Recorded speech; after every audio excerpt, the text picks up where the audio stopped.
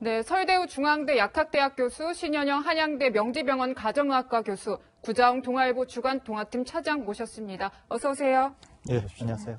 네, 우선 방금 들어온 속보 소식 다시 한번 좀 짚어보고 가겠습니다. 이다혜 기자가 앞서 전화 연결로 소개를 해드렸는데 우선 보면은 신종 코로나 확진자가 3명 더 추가됐습니다. 모두 15명입니다. 13번 확진자는 31일 귀국한 우한 교민이고 공항에서 이미 격리가 됐습니다. 그리고 14번 확진자 40대 중국인 여성인데 12번 확진자의 가족입니다. 그리고 15번 확진자 20일 우한에서 입국을 했는데 능동 감시 중에 확진이 됐습니다. 13번 확진자의 경우에는 아산시설에 입소 중에 증상이 발생해가지고 확진이 됐고요. 정부는 현재 선별진료소를 288곳에서 532곳으로 확대한 상황입니다. 네, 12번 확진자는 138명을 접촉했고 또 8번은 72명 접촉한 것으로 나왔고요. 이어서 12번 확진자는 KTX로 강릉 여행을 다녀온 데다가 또 선크루즈 리조트 투숙을 한 것으로 확인이 됐습니다. 이어서 수원, 군포, 인천, 친척집 등을 방문한 기록도 확인이 됐습니다. 이어서 전해드리면 14번 확진자는 12번 확진자와는 부부관계로 확인이 됐고요. 8번 확진자는 7번 확진자와 같은 비행기 옆자리에 앉았던 것으로 확인이 되었습니다. 증상 발령 이후 KTX, 극장, 또 음식점 등 다중이용시설을 이용했던 것으로 나왔고요. 3번, 7번, 8번, 15번 확진자가 우한 패션센터와 관련성이 있다고 보도되고 있습니다. 질본에서는 우한 총영사관 통해 현지 상인회와 접촉 중이라고도 밝혔고요. 제주를 다녀간 양저우 확진자 숙소 관계자 5명은 자가 격리되고 있습니다.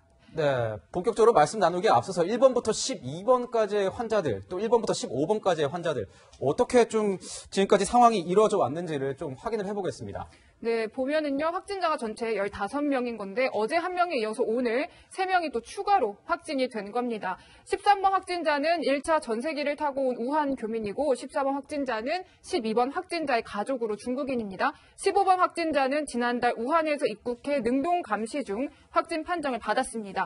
어제까지 확진자들의 감염 경로를 쭉 살펴보면 2차 감염이 2번 발생했습니다. 문제는 3차 감염까지 등장을 했다라는 거고요. 2차 감염자인 6번 확진자로부터 아내와 아들도 감염이 됐습니다. 네, 그렇군요. 설 교수님. 네. 이 보면은 12번 확진자가 좀 두드러지는 것 같습니다. 네. 12번 확진자가 벌써 이제 14번 그 가족 중에 한 명을 이제 전염시킨 것 같고요. 네. 혹시 슈퍼 전파자나 혹시 뭐 이런 가능성은 있는 겁니까? 그럴 가능성은 상당히 낮습니다, 사실은. 왜 그러냐면은, 12번 확진자는 우선, 일본의 관광 가이드를 하는 중에 만났던 환자로 확진된 사람으로부터 전파가 된 것으로 생각이 됩니다. 그런데 이때 일본으로부터 연락을 받게 돼요. 내가 확진자가 되었다. 그러니까 너 검사 한번 받아보면 어떻게 했느냐. 그래서 이분이 한국에 19일 날 입국을 하게 되는데 본인 스스로가 심각한 발열 증세나 의심 증상을 드러내지 않음에도 불구하고 우리 당국에 신고를 합니다. 이런 일이 있어서 내가 검사를 받아야 되겠다.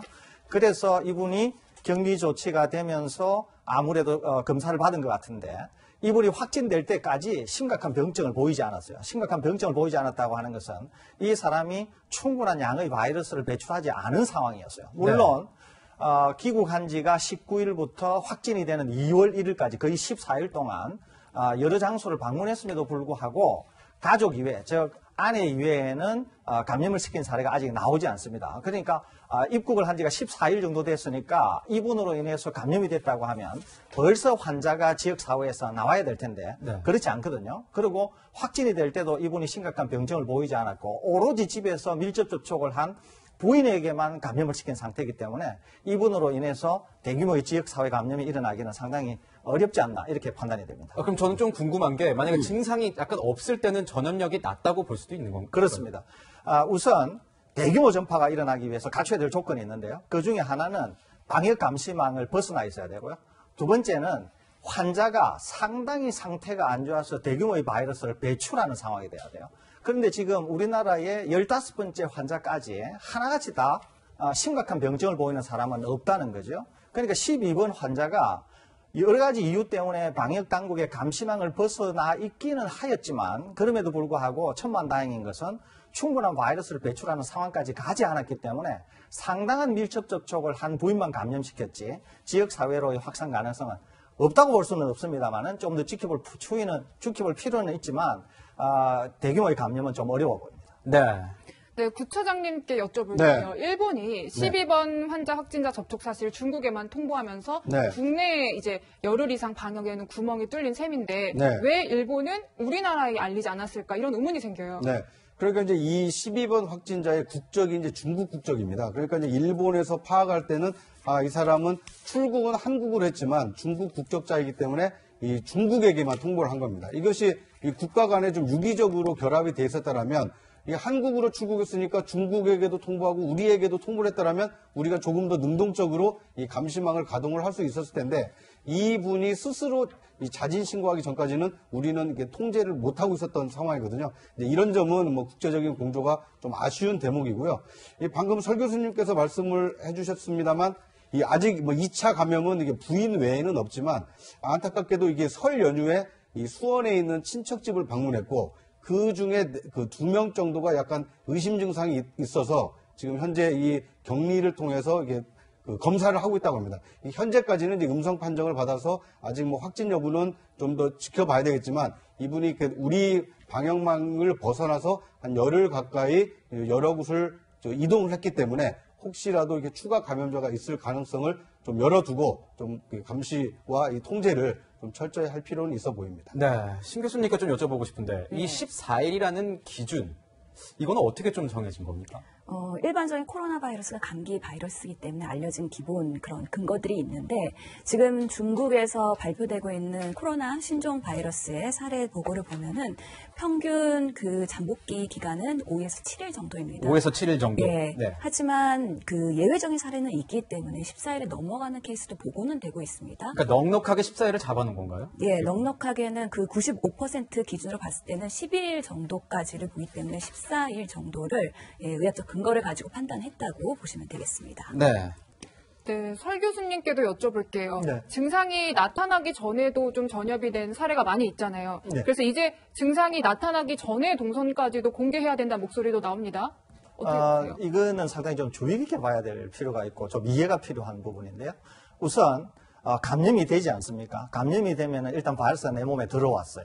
바이러스가 들어오면 두 가지 경로를 거칩니다. 하나는 이제 바이러스가 잠복기라고 하는 경로를 거치게 되는데 이때 잠복기 기간 동안에 뭘 하느냐면 바이러스가 자기 바이러스를 대량으로 만들게 됩니다. 몸에서 계속 복제를 하는 그렇죠. 거예요. 근데 네. 이렇게 대량으로 만들게 될 때 우리 몸이 반응을 하거든요. 그래서 우리 몸과 바이러스가 싸우는 기간이 잠복기라고 이해하시면 돼요. 그래서 바이러스가 우리 몸을 충분히 극복하고 바이러스 양이 많아지게 되면 비로소 증상이 발현이 됩니다. 그 첫 번째 증상이 열로 나타나는 거죠. 조금 진행이 되면은 이제 기침을 하게 되고 이제 폐렴을 일으키고 하는 중증의 상태로 넘어가게 되는데 아무튼 바이러스가 감염하면은 잠복기를 거치는 동안에 바이러스가 우리 몸의 면역 체계를 이기게 되면은 증상이 나타나고 우리 몸의 면역 체계가 강하게 되면은 바이러스를 완전히 죽여버릴 수도 있습니다. 또는 충분하지 않으면은 바이러스와의 싸움 동안에 바이러스의 양이 굉장히 낮아서 무증상으로 쭉 있게 되는 거죠. 우리 몸이 완전히 이기게 되면은 심지어 본인이 바이러스에 감염된 것조차도 모르는 자연 치유로 가게 돼요. 이게 이제 증상을 나타내지 않는 잠복 기간이라고 볼 수 있습니다. 그런데 이제 나중에 확진 환자가 되었을 때 물어보는 거죠. 조사관이 언제 발열감이 있었느냐 이렇게 하면 이게 좀 주관적입니다. 애매할 수 있죠. 그렇죠. 본인은 뭐 못 느낄 수 있으니까. 그렇죠. 그러니까 나는 오후 1시에 좀 열이 있었던 것 같다. 그러는데 실제적으로는 오전 8시에 있었을 수 있거든요. 이게.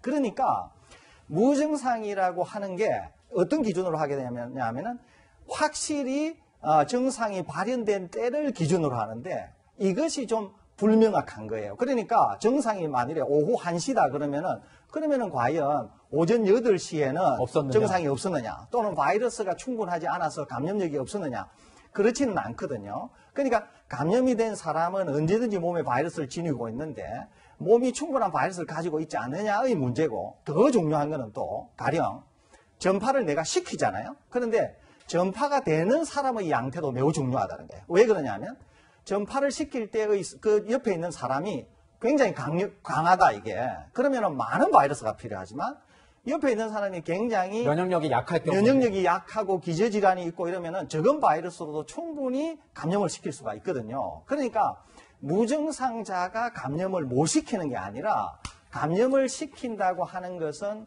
방금 옆에 있는 사람과 그 바이러스를 내놓는 사람과 여러 가지 복합적인 요인에 의해서 일어나기 때문에 이 전체를 좀 이해하는 것이 충분한 이해를 하는데 좀 더 도움이 되지 않을까 이렇게 생각이 듭니다. 지금 이제 동선 얘기를 하고 있는데요, 부차장님. 네네. 이 동선 확인이라는 걸 어떻게 하고 있습니까? 이게 국민들이 좀 궁금해하실 것 같은데. 네.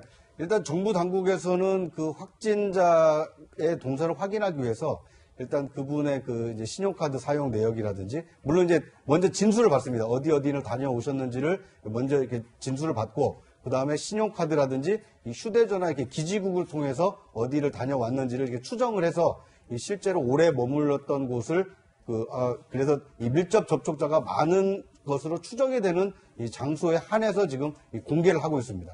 그러니까 정부에서는 뭐 어떻게 보면 좀 이렇게 촘촘하게 이동선을 파악한 뒤에 꼭 필요한 지점을 좀 국민에게 알리고 있다 이렇게 볼 수 있을 것 같습니다. 네.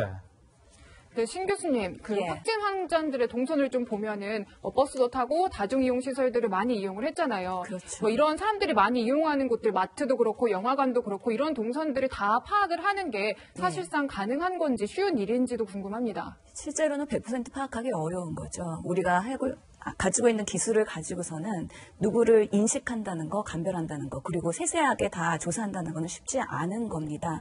그만큼 역학조사관과 그 질병관리본부의 역량이 되게 중요한 부분인데요. 그럼에도 불구하고 메르스에서 우리가 한번 경험을 했었고 그런 학습 효과가 있기 때문에 그런 것들에 좀 더 적극적으로 대응을 할 것 같고요. 지금 이렇게 환자들이 증가하고 있는 상황에서 또 그런 대중에서의 노출이 많았었기 때문에 이런 인력과 그 지원이 지금 충분하게 확보됐느냐, 그리고 앞으로 얼마나 더 늘릴 수 있느냐, 이런 역학조사 간의 그런 능력, 역량 매우 중요할 것 같습니다. 네. 시입원 환자가 보니까 굉장히 이 다중 밀집 지역에 굉장히 많이 돌아다니더라고요. 지금 설 교수님, 이 보면은 그래서 거기서 나온 얘기가 밀접 접촉자냐, 아니면 뭐 일상 접촉자냐, 뭐 이런 구분도 나오고, 뭐 자가격리다, 능동 조치다 이런 얘기가 나오는데 말이 조금 어려운 것 같습니다. 좀 설명을 해주실 수 있으시겠어요? 예, 이제 밀접 접촉이라고 하는 개념은 굉장히 중요합니다. 밀접 접촉은 확진된 환자와 우선 완전한 접촉을 하는 경우, 그 다음에 그 확진된 환자와 2m 이내의 거리에서 1시간 이상 동안 같이 머물렀던 경우, 또 그 환자로부터 나온 분비물이나 이런 것들 접촉했던 경우, 네. 또 이 환자가 사용했던 그런 일상적인 용품을 같이 나누어서 사용했던 경우, 이렇게 볼 수 있습니다. 네. 물론 이게 이제 밀접 접촉의 정의기는 하지만 밀접 접촉을 한 당사자가 보호장구를 어떻게 하고 있느냐 하는 것도 상당히 중요하기는 해요. 그러니까 보호장구가 없다고 생각할 때는 밀접 접촉을 하신 분들이 감염될 가능성이 굉장히 높은 거죠. 그러니까 보호장구라고 하면 일상생활에서 뭐 이런 마스크를 말씀하시는 그렇습니다. 1차적으로는 마스크라고 볼 수 있습니다. 네. 다른 하나는 그러면 일상접촉은 뭐냐면은 확진된 환자와 밀접 접촉을 하지 않았는데 그 공간에 같이 있었던 경우라고 볼 수 있습니다. 그러니까 확진된 환자가 마트를 갔다가 나왔는데 나도 그 마트를 그냥 갔다 나왔다. 그냥 공간을 스쳐 지나간 거죠. 네. 또는 복도를 지나갔는데 나도 그 복도를 갔다 왔다. 이게 이제 일상 접촉자가 되는 겁니다. 네. 그다음에 이제 능동감시라는 개념이 있죠. 능동감시라고 하는 개념은 일상 접촉자나 밀접 접촉자로 분리된 사람이 방역 당국으로부터 감시하에 놓이는 것을 말하는 겁니다. 네. 감시하라고 하면 보건소에서 하루에 한 몇 차례 전화를 하는 거죠. 혹시 열은 납니까? 열은 안 납니까? 이런 거를 감시를 하는 거죠. 이거를 능동감시라고 그래요. 이 능동감시 대상자도 굉장히 정확하게 얘기를 해줘야지 좋겠네요. 그렇습니다. 네. 그 다음에 이제 격리라는 게 있죠. 격리는 자가격리가 있을 수 있고, 이제 병원과 같은 시설격리가 있을 수 있거든요. 약간의 차이는 이겁니다. 병원과 같은 시설에 격리하는 경우에는 밀접 접촉을 했는데 의심 증상을 보인다. 그러면은 의심 증상이 검사를 해서 바로 확진 판정이 되면은 만일에 집에 있는 경우는 또 이동을 해야 되지 않습니까? 그럼 이동을 하는 동선에서 또 바이러스가 배출이 될 수 있겠죠? 이것을 최소화하기 위해서 밀접 접촉을 한 사람 중에서 의심 증상이 보이는 사람은 격리를 하더라도 병원과 같은 시설에 격리를 하는 거예요. 네. 네. 그런데 밀접 접촉이나 일상 접촉을 하더라도 의심 증상이 없어요. 의심 증상이 없어서 14일 정도를 지켜보면서 향후에 판단을 해야 되는 사람은 자가 격리를 하면서 능동 감시를 받고 집에서도 매우 제한된 그런 접촉을 하도록 권유받는, 이게 이제 자가격리라고 볼 수 있습니다. 네, 부처장님, 이렇게 보건당국에서는 증상 발현 후에 네. 어떤 다녀온 장소에 대해서는 다 소독을 진행을 하고 있잖아요. 그렇습니다. 그러면은 확진자가 다녀간 식당 혹은 네. 뭐 영화관 이런 곳은 소독을 했다면 안전하다 이렇게 봐도 될까요? 그렇습니다. 우리가 이게 메르스를 경험하면서 이 달라진 것 중에 하나가 이제 환경 소독입니다. 확진 환자가 다녀간 장소에 대해서 이 철저한 방역을 통해서 2차 감염이 일어나지 않도록 지금 방역을 하고 있고요. 이 확진자가 다녀간 곳에 대해서는 이 보건소가 지금 환경 소독을 철저하게 하고 있기 때문에, 물론 이제 뭐 이 확진자가 이곳을 다녀갔다라는 어떤 심리적인 어떤 좀 뭐랄까요, 이게 거부감은 있을 수 있지만 실제로는 2차 감염 우려가 없을 만큼 철저하게 소독이 돼 있다, 이렇게 보시면 될 것 같습니다. 네. 신 교수님. 예. 이거 보면은 지금 우한 패션센터에서 관련성이 있는 것 같다. 이거 질본에서 이렇게 얘기를 했어요. 우한 다녀오신 분들 중에 이제 국내 감염자, 가족, 환자들 계속 늘고 있습니다. 2차, 3차도 나오는 것 같고. 예. 이게 지금 어떻게 계속 증가 추세인 겁니까? 아니면 뭐 안정이 조만간 될 것 같으신지 어떻게 좀 예상하십니까? 아직까지는 중국에서도 매우 증가 추세에 있죠. 아직 정점을 달했다고 판단하기는 어려운 상황이고. 아직도 정점은 아니다. 예, 계속 지금 정점을 향해서 달려가고 있는 상황으로 보입니다. 네. 우리나라인 경우에도 중국을 방문하고 다시 입국하신 분들에 대한 그런 조사들이 좀 더 촘촘히 돼야 되는데 아직 100% 완벽하게 되고 있지 않기 때문에, 그리고 우한 교민들이 1차, 2차 입국을 했기 때문에 그분들에 대한 그 검사들도 2차는 남아 있거든요. 2차 입국자에 대한. 그렇기 때문에 계속해서 발생할 가능성이 높다라고 판단이 되고요.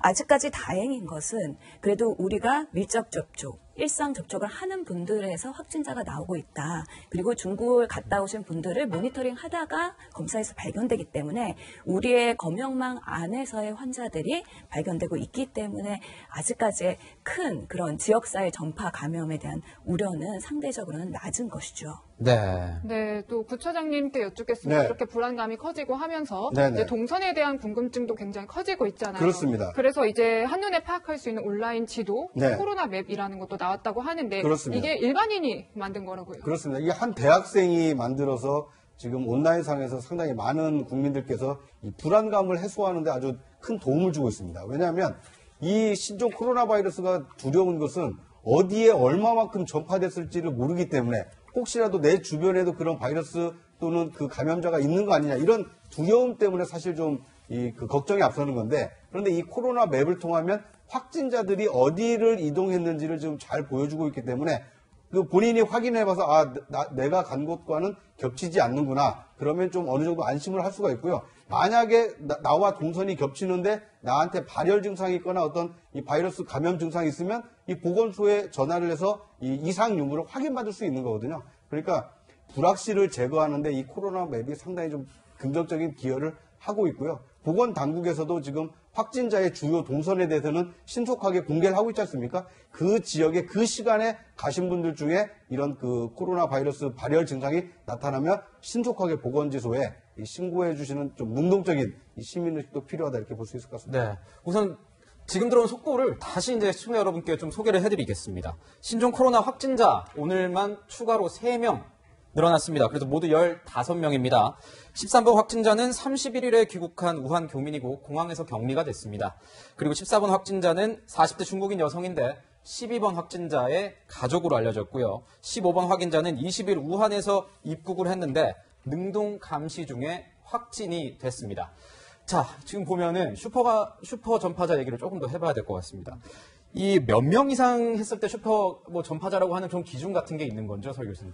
이 슈퍼 전파자라고 하는 용어는 이 의학 용어도 아니고 그냥 이제 현장에서 편의상 만들어진 단어군요. 그렇죠. 이제 관리를 위해서 한 건데요. 그 왜 만들어졌느냐 하면은 이제 이 환자로부터 얼마나 많은 사람을 감염을 시켰는가 하는 것을 알아야 이 사람을 적절히 관리할 수 있다. 그런 개념으로 이제 슈퍼 전파자라고 명칭을 부여한 건데, 슈퍼 전파자가 몇 명을 감염시켜야 슈퍼 전파자가 되는가 하는 것은 뭐 전혀 정의된 바가 없습니다. 정의된 건 아예 없군요. 예, 그러니까 이제 우리가 상식 수준에서 뭐 한 10명 정도 감염을 시켰다 그러면은 대부분은 1명, 2명 감염을 시키는데 한 10명이면은 그러면 슈퍼 전파자로 부를 수 있겠네. 그냥 이런 대충의 그런 어떤 개념인 거지. 슈퍼 전파자라고 확실히 개념이 된 건 없고요. 대신 지금의 우리 상황에서 슈퍼 전파자가 나올 가능성은 상당히 낮아 보입니다. 그 이유는 뭐냐면 지금 15번째 환자까지 하나같이 대규모의 바이러스를 배출할 정도로 중증 증상을 보이면서 지역사회를 돌아다니고 또 감시망을 벗어난 예가 없거든요. 그러니까 하나같이 다들 아주 초기에 병원이나 자가에 격리되고 능동 감시 체제에 있었고 전부 다 이런 상황이기 때문에 지금 15분 중에서 슈퍼 전파자가 될 가능성은 아주 낮고 우리나라는 그나마 메르스의 그런 이제 사전 교육을 통해서 국민의식 수준도 많이 높아지고 그래서 협조도 잘 되고 그런 상황이어서 지역사회 무차별 감염이 일어나기는 현실적으로 굉장히 어려워 보입니다. 네, 슈퍼 전파자라는 게 어떻게 보면 슈퍼 전파할 수 있는 이벤트 같은 게 있어야 된다고 하더라고요. 뭐 어떤 밀집된 공간에 가서 이제 기침을 많이 하거나 굉장히 오랜 시간 동안 이렇게 접촉을 하거나. 예를 들어드리면 이제 메르스 때 예를 들어드릴 수 있는데요. 이제 14번 환자가 슈퍼 전파자, 대표적인 슈퍼 전파자라고 볼 수 있습니다. 이분이 이제 어떤 병원을 방문을 하게 됩니다. 그러니까 본인이 보호장구도 착용하지 않고 병원을 방문하는 거죠. 이제 이 환자를 맞은 의사도 전혀 이제 이 바이러스에 대한 사전 지식이 없어서 말 그대로 맨몸으로 네. 이 환자를 맞이하게 됩니다. 환자가 이미 상당히 중증이었기 때문에 대규모의 바이러스를 배출하게 되었고 이 바이러스에 전염이 된 의사가 또 감염이 되게 된 거죠.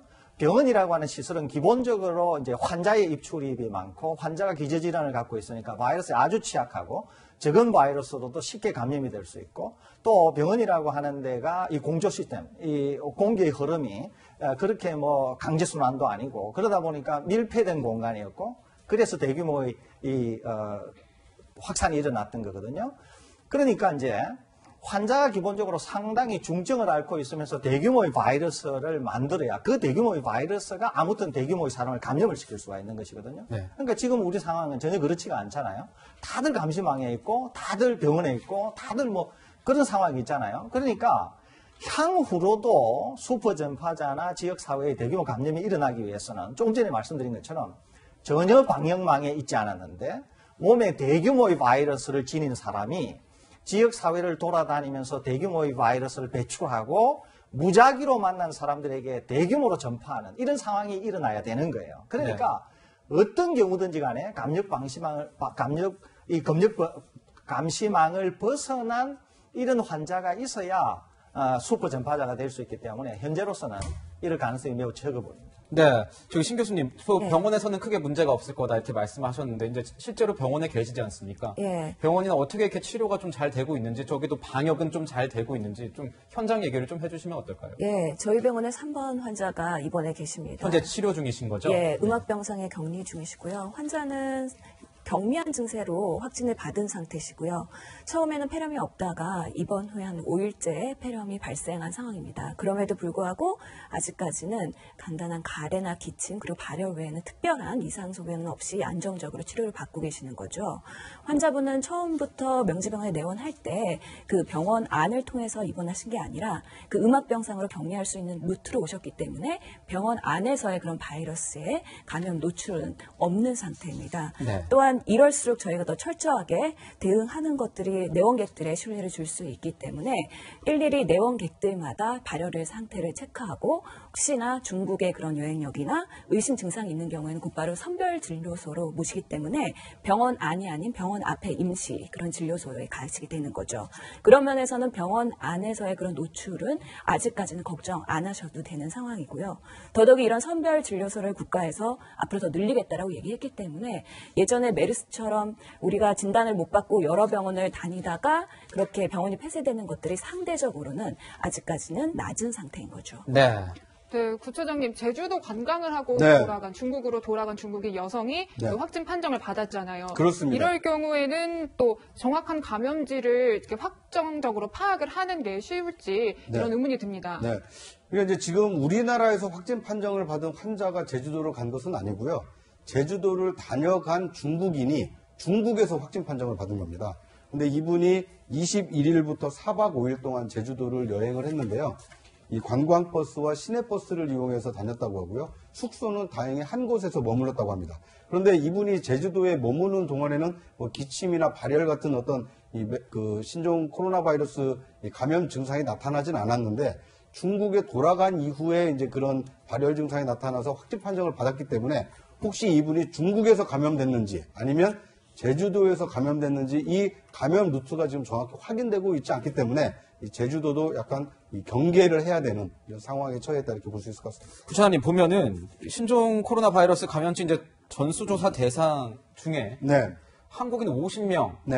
아직 연락이 안 되고 있다고 하는데 그렇습니다. 이제 이런 분들이 어떻게 보면 좀 능동적으로 우리 보건당국에 연락을 취해서 나는 우한에서 오긴 했지만 아직 뭐 기침이나 발열 증상 없으니 안심해도 좋다. 그리고 내가 스스로 뭐 자가 격리를 하거나 아니면 일상생활도 좀 자제하고 있다. 이렇게 적극적으로 좀 알려주시면 좋겠습니다. 그러면 다른 국민들의 어떤 불안함을 좀 잠재울 수 있거든요. 그런데 어디에 50명이 어떻게 돌아다니고 있는지 보건당국이 파악을 못하고 있다. 이런 것이 어떻게 보면 더 많은 국민들에게 좀 불안감을 심어줄 수 있기 때문에 성숙한 시민의식을 좀 발현하셔서 우한에서 오셨는데 아직 보건당국과 직접적인 접촉이 안 된 이 50명의 이 한국 국민들께서 보건당국에 질병본부에 또는 1339에 전화해서 내가 그 문자는 받았는데 연락이 안 됐던 사람인데 지금 나는 아직 뭐 별 특별한 증상 없으니까 괜찮다. 이런 연락을 좀 적극적으로 해주셨으면 하는 바람입니다. 네, 외국인 관리도 잘 돼야 되지만 내국인 분들께서도 여기에 이제 관련이 되신 분들께서도 이게 좀 잘 많이 좀 관심을 가지고 빨리 연락을 주셨으면 좋겠습니다. 나머지 50분에 대해서도요. 네, 신 교수님, 지금 그러면은 확진자들이 격리돼서 치료를 받고 있는 거잖아요. 그렇습니다. 그 정확한 이 바이러스에 대한 어떤 치료제 혹은 백신이 있는 겁니까? 실제로 지금 백신과 치료제가 없습니다. 그렇기 때문에 우리가 증상 중심으로 대증요법 치료를 한다고 보시면 되겠는데요. 열과 기침, 가래에 대한 증상을 완화하는 그런 약들이 투여되고 있고요. 수액 치료와 함께 지금 2차로 폐렴 다른 세균에 의해서 감염이 추가로 되는 경우에 또 악화가 될 수 있기 때문에 경험적으로 예방적 항생제 치료를 하고 있는 겁니다. 네, 그렇군요. 지금 이게 보면은 이 뭔가 격리 중인 환자 얘기를 조금 더 해봐야 될 것 같은데요, 신 교수님. 예. 이 완치하는데 뭔가 시간이 걸린다, 뭐 어느 정도 시간이 걸린다 이런 게 임상적으로 나온 게 있는 겁니까? 지금 아직까지는 그런 데이터들이 거의 없습니다. 계속해서 그래서 각국에서 지금 확진받은 환자에 대한 그런 리포트를 의학의 그 최고 논문 저널들에 계속 보고를 하고 있는 상황인데요.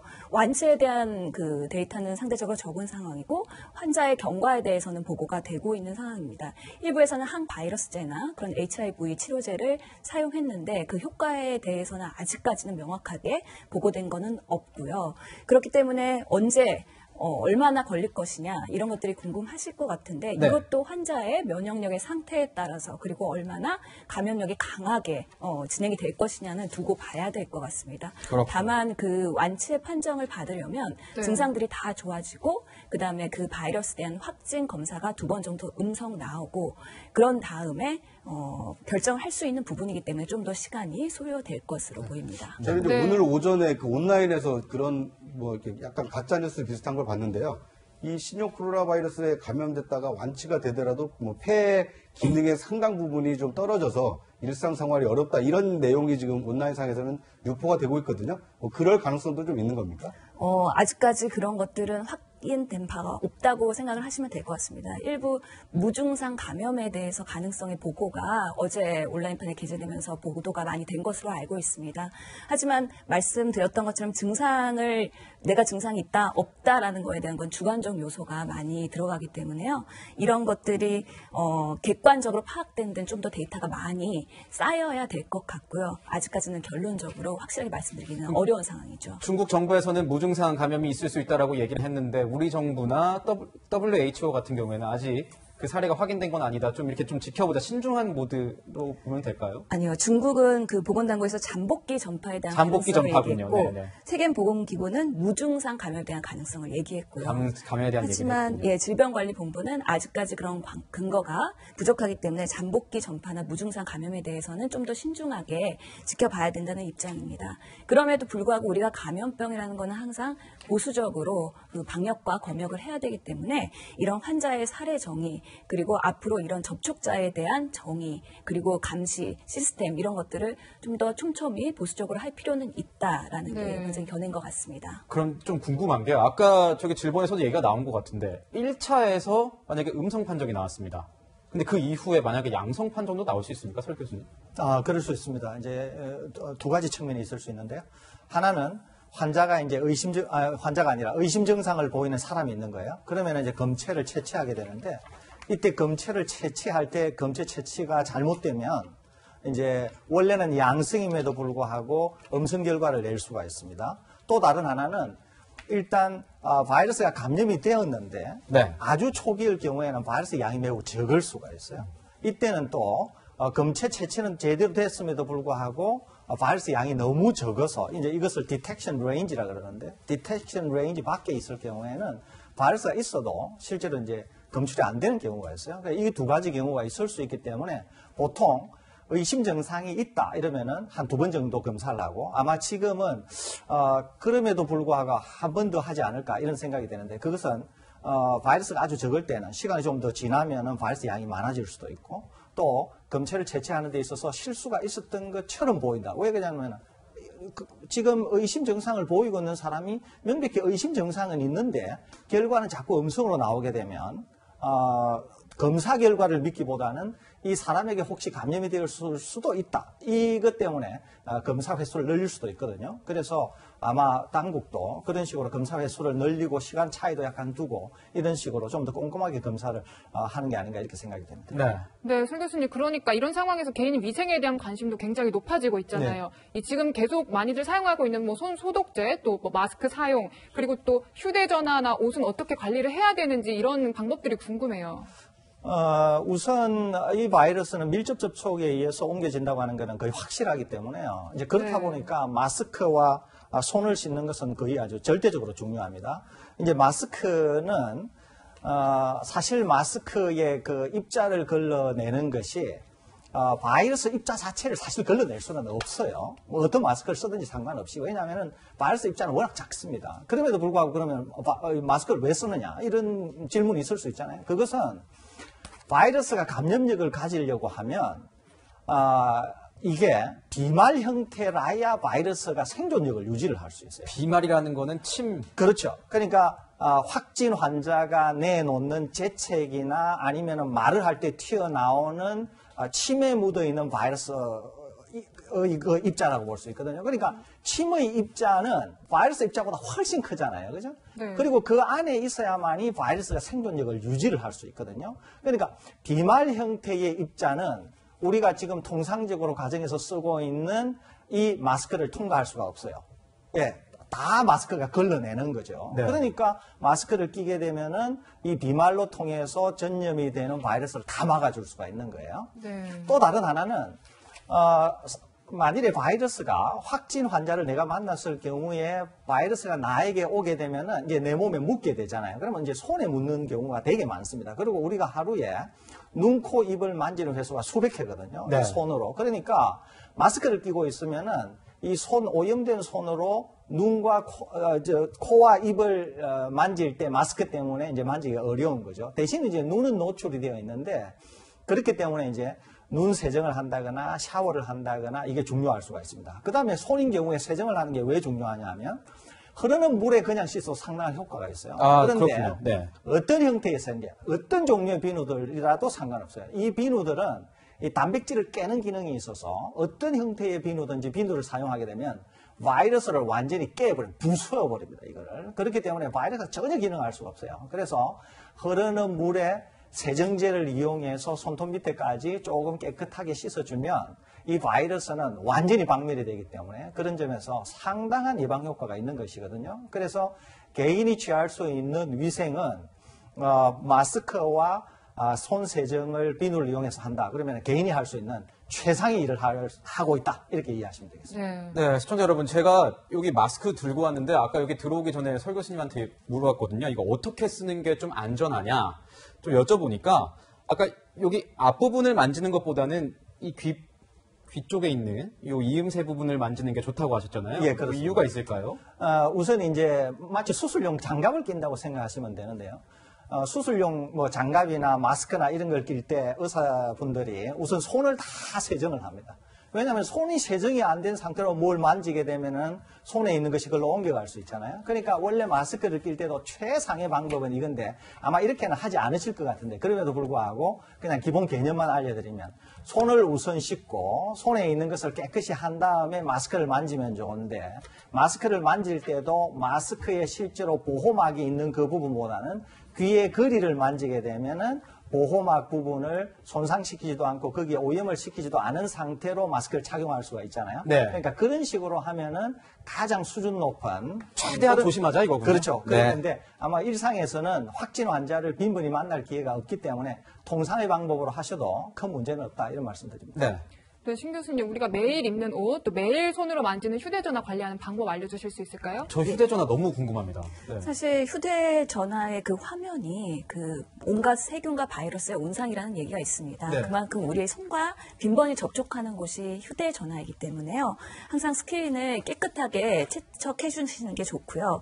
특히나 바이러스나 이런 데 방면하는 데는 알코올이 효과가 있습니다. 그렇기 때문에 그런 세척할 때 알코올 솜을 이용한다는 것도 도움이 될 것 같다는 생각이 알코올 솜을 들고요. 이용해서 조금 닦아내주는 게 좋긴 좋군요. 예, 네. 옷에 대한 세탁을 할 때도 우리가 뭐 미세먼지도 그렇고 항상 외출 후에는 이런 노출됐던 옷들에 대한 그 보관 방법이나 그 세탁 방법 중요하긴 한데요. 아직까지 명확하진 않지만 그 뜨거운 물에 56도 이상에서 그 세탁을 하라라는 게 중국 일부 전문가의 말씀이었거든요. 그래서 참고해서 이렇게 세탁하시고 보관하시는 게 도움이 되겠습니다. 그럼 그런 거는 아직 확인이 안 된 건가요? 저희는 뭐 일광소독이라고 하잖아요. 태양빛에 이렇게 오랫동안 내비칠 경우에는 괜찮은가요? 어떤가요? 글쎄요. 그것도 명확하게는 아직까지는 아직까지는. 모르겠는데요. 지금 이 코로나 바이러스에 얼마나 효과가 있을지 그런 것들은 좀 더 전문가적인 그런 판단이 필요할 것 같습니다. 설 교수님께 하나 더 여쭤보겠습니다. 음식으로서 전파 가능한 겁니까? 이게 보면은 중국산 뭐 김치나 이런 거 많이 저희가 먹지 않습니까? 예. 우리가 지금 이제 보고 있는 것 중에 하나가 확진 환자와 음식을 나눈 3번과 6번 사이의 전파를 알고 있잖아요. 이와 같이 확진 환자와 음식을 같이 대면 대 대면으로 먹는 밀접 접촉은 확실히 상당히 위험할 수 있어요.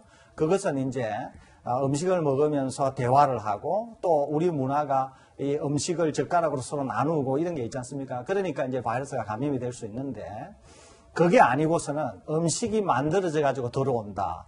또는 이런 것들은 이제 우리가 염장을 하든지 아니면 다른 방식을 쓰다든지 그러면은 그런 것들이 바이러스에 상당한 타격을 줄 수 있어요. 그래서 바이러스가 그런 조건에서 생존하기가 굉장히 어렵습니다. 그래서 중국에서 만들어진 음식이 한국에 들어와 가지고 그걸로 전파가 될 가능성은 상당히 낮아 보이고요. 네. 조금 전에 말씀하신 것처럼 뭐 일광을 하면 어떻게 되냐. 이것도 일광을 하게 되면은 거의 뭐 일광 자체가 상당한 멸균력이 있다고 이해하시면 됩니다. 왜 그러냐면은 바이러스는 마르게 되어서 습기와 접촉이 끊어지게 되면은 바이러스의 표면이 완전히 변하게 돼요. 그렇게 되면은 바이러스가 이 감염력, 인펙티비티라고 그러는데 감염력을 상실해 버립니다. 알코올 솜이나 알코올 스프레이로 하면은 왜 차단이 가능하냐면은 알코올은 아주 낮은 온도에서 기화하는 성질을 가지고 있어요. 이때 기화를 할 때 뭘 가지고 기화를 하느냐면은 물을 가지고 자기가 날아가 버려요. 그러니까 바이러스가 물 안에 있을 때는 생존력이 있는데